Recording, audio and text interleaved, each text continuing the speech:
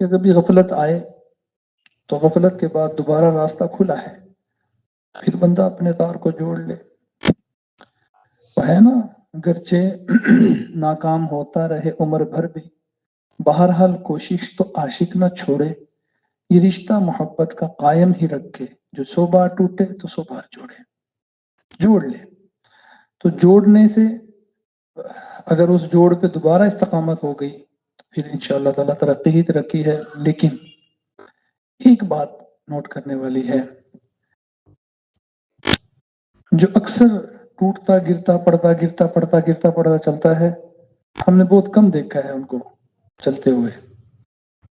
ہاں، کوئی ایک آدھ دفعہ ٹوٹے پھر جڑ جائے، وہ الحمدللہ چل جاتے ہیں، گویا استقامت اس کو ملتی ہے. اس کا وتیرہ یہ بن گیا نا کہ جی کچھ عرصہ آیا اور پھر غیر حاضری ہو گئی، پھر کچھ عرصہ آیا پھر غیر حاضری ہو گئی، پھر کچھ عرصہ آیا پھر غیر حاضری ہو گئی. اسی آنے جانے میں الجھا رہتا ہے، چل نہیں سکتا، آگے نہیں بڑھتا. یہ نقصان دہ چیز ہے.